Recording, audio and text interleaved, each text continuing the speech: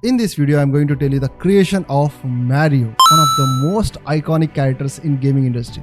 It actually started with a failed licensing deal involving Popeye the Sailor. By the way, if you don't know me, I am Aga Khan, a professional game designer, producer and a developer with more than 10 years of experience in gaming industry.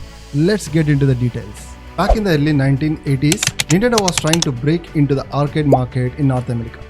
They wanted to create a game based on the popular Popeye cartoon, and they were working on acquiring the rights. The basic setup would have been Popeye is the hero, Olive is the damsel in distress, and the Bluto or Brutus is going to be the antagonist in the game. Nintendo assigned a young artist and designer named Shigeru Miyamoto, who was pretty new at the time, to work on the concept. For one or another reason, the Popeye license didn't come through in time. But instead of scrapping the project, Miyamoto and Nintendo pivoted. They decided to create the original characters to fit the gameplay idea.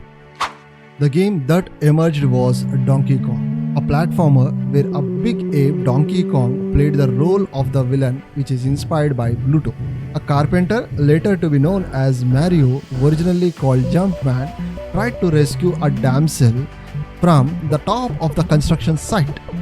The barrels and the ladders become the game's core mechanics. The game was a surprise hit, and players loved the tight controls and charming characters. The player character Jumpman eventually became Mario, and his popularity exploded so much, and Nintendo gave him his own game. Over time, his background evolved. He became a plumber instead of a carpenter because of the pipes in Super Mario Bros. His setting shifted from construction sites to a fantasy worlds like the Mushroom Kingdom. This is one of the gaming industry coolest happy accident. If Nintendo had gotten the Popeye license, they might have never have invented Mario. And without Mario, Nintendo might not have become the gaming giant it is today. Oh, and the fun fact is Nintendo did actually make a Popeye arcade game in 1982 after they secured the rights. But by then, Mario was already a rising star. Alright guys, so now you know how Mario was created. If you have enjoyed this video, I'm sure you would like to know more stories like this. Subscribe to my channel and get more notifications on the latest videos. See you in the next video with another interesting story in the gaming industry.